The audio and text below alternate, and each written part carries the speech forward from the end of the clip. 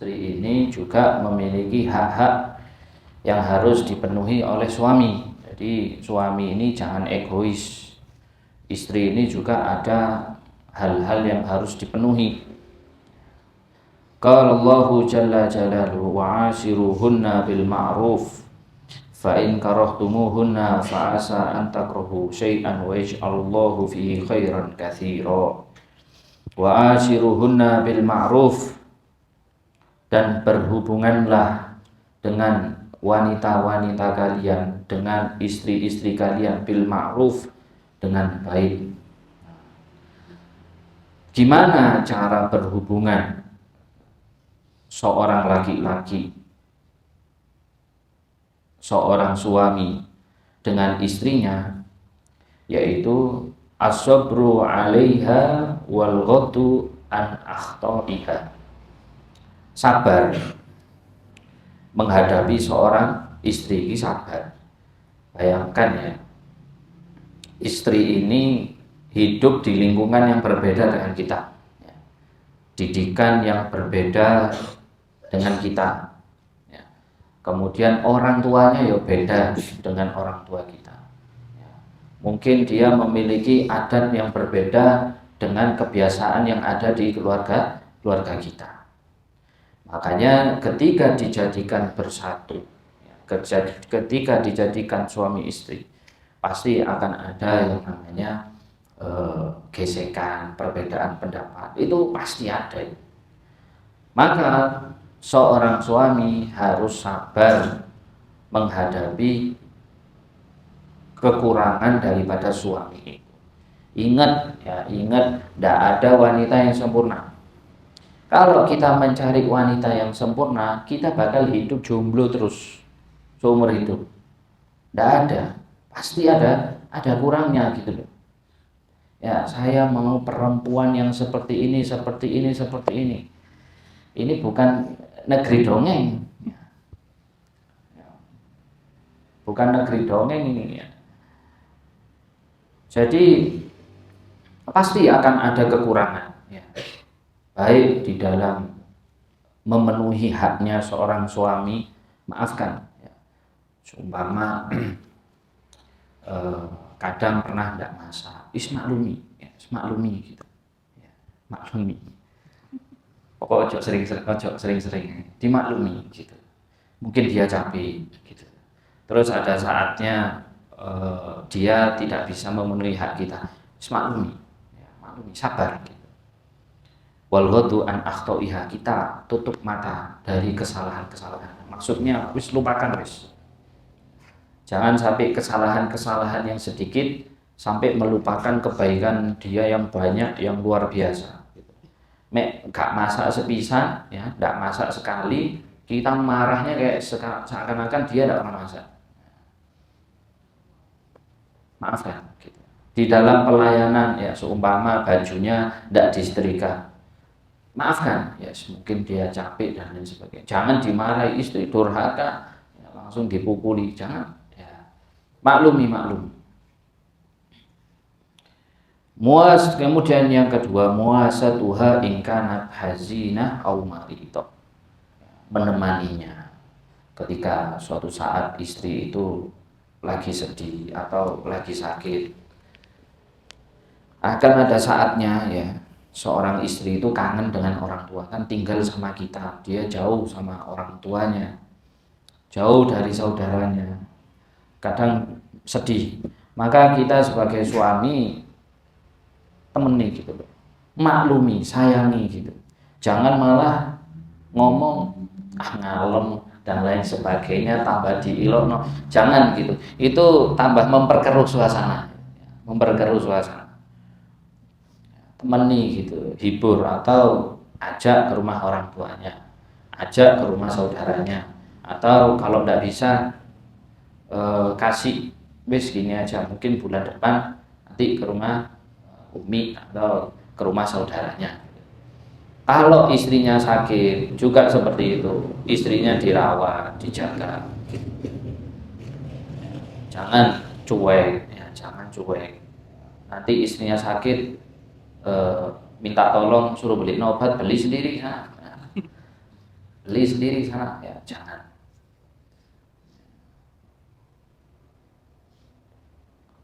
Ya. Jadi temani istri ketika waktu sedih ataupun di waktu sakit. Kemudian yang ketiga, as-suhulah waliyin fi ta'ammuli ma'aha, apa ya, kayak lemah lembut lah ketika berhubungan dengan suami, dengan istri. Lek ngomong yang halus, jangan kasar. Tidak bisa. Kadang kita orang ini tidak bisa, kita menyamakan ngomong dengan laki sama perempuan itu tidak bisa. Kadang teman laki ini kita orang jerit kayak apa, tidak ada yang namanya kayak biasa gitu. Kadang perempuan itu suara kayak gini aja, kadang itu mikirin, waduh bojoku ngamuk. Nah, jadi senyum dape. Jadi harus bisa lemah lembut seorang suami itu kepada istri, harus lemah lembut, harus lemah lembut. Ya. Akan ada saatnya dia itu melakukan kesalahan kayak melanggar syariat apa, tegur dengan yang baik, tegur dengan yang baik. Jangan langsung main pukul, ya. Jangan langsung main pukul, main usir, main kembaliin ke orang tuanya, jangan. Tapi lemah lembut. Dan jangan menasehati ketika marah, tidak bakal masuk, ya. Tapi ketika sudah adem baru kasih masukan. Gini loh, ya, dijelaskan. Ya. Jadi wahai para suami, ya, atau calon-calon, minta tolong yang tidur bangun, berdiri. Kalau ada yang tidur berdiri.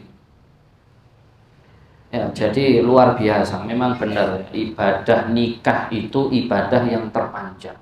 Ya. Ibadahnya orang yang menikah sama orang yang tidak menikah itu dilipat gandakan, itu masuk akal. Ya. Karena luar biasa ketika seseorang menjalani bahtera rumah tangga. Seorang suami harus menyayangi istri, harus menyayangi istri. Tidak bisa egois, itu tidak bisa. Kalau seorang suami ini egois, pengen menang sendiri, ya, tidak akan pernah bisa bangun rumah tangga, tidak akan pernah bisa. Ya. Kalau istri tidak nurut, tinggal pukul aja selesai. Tidak akan pernah bisa dia bangun rumah tangga. Ya. Akan ada saatnya kita itu harus ngalah, sabar, itu ada. Ya. Ada seperti itu. Qala sallallahu alaihi wasallam, khairukum li ahli wa ana khairukum li ahli. Sebaik-baiknya di antara kalian kepada keluarganya, aku lebih baik dari kalian di dalam menghadapi keluargaku. Luar biasa. Famin dalik, dan termasuk daripada wa'ashiruhunna bil ma'ruf adalah adam ifsa usir, tidak menyebarkan rahasia-rahasia pasangan. Qala sallallahu alaihi wasallam, inna min a'dhamil amanah indallah yaumal qiyamah.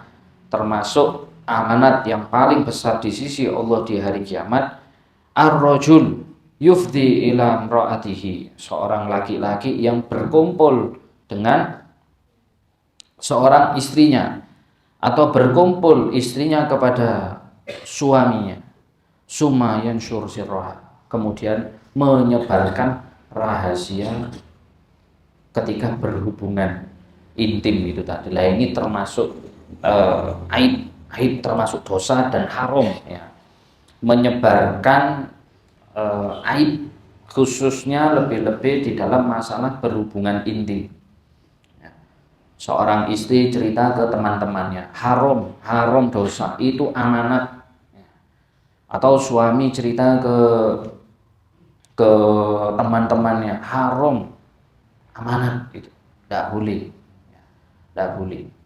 Begitu juga aib-aib suaminya, seorang istri jaga, jangan diceritakan ke tetangga-tetangganya, jaga.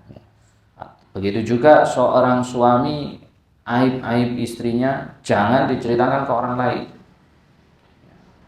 Mungkin ada beberapa keadaan ya, yang di situ mau menceritakan masalah hubungan intim, mungkin ke dokter karena ada masalah ya di dalam organ-organnya yang laki ataupun yang perempuan yang harus di situ membuka aib. Nah itu tidak ada masalah karena kan dokter ini kan tidak tahu penyakit kecuali kalau kita cerita. Nah kalau kita datang terus diem, kata dokternya, cerita ada sakit apa? Haram, tidak boleh cerita. Dokternya sakit akalnya. Nah itu boleh. Jadi cerita, maaf dok, ternyata maaf ini Pak Dokter punyanya suami saya ada sakitnya dan lain sebagainya. Nah itu tidak ada masalah, tidak ada masalah. Tapi kalau tidak ada hajat terus diumbar-umbar, ini bahaya. Ini termasuk penyebab daripada rusaknya rumah tangga, yaitu tadi si istri nyebarkan rahasia-rahasia suaminya atau suaminya menyebarkan aib-aib daripada istrinya. Wa min dzalik, dan termasuk daripada wa'ashiruhunna bil ma'ruf, yaitu ihtimal adaha, sabar dari gangguan istri. Qala sallallahu alaihi wasallam, man sabara ala su'i khuluqi imra'atihi a'tahu Allahu minal ajri misla ma a'ta Ayub ala balaihi. Siapa yang sabar atas buruknya akhlaknya istrinya, Allah akan memberikan pahala kepada suami tersebut seperti pahala yang Allah berikan kepada Nabi Ayub ketika beliau mendapatkan musibah. Nabi Ayub dapat sakit ya. Anaknya meninggal, harta-hartanya hancur, pertanian dan lain sebagainya. Nah, seorang suami yang sabar menghadapi gangguan atau sesuatu yang tidak mengenakkan dari istrinya mendapatkan pahala seperti Nabi Ayub alaihissalam. Wa man sabarat ala su'i khuluqi zawjiha a'tahu Allahu misla sawabi Asiyah imra'a Fir'aun dzakarahu fil Ihya. Begitu juga seorang istri yang sabar menghadapi perangai suaminya yang buruk,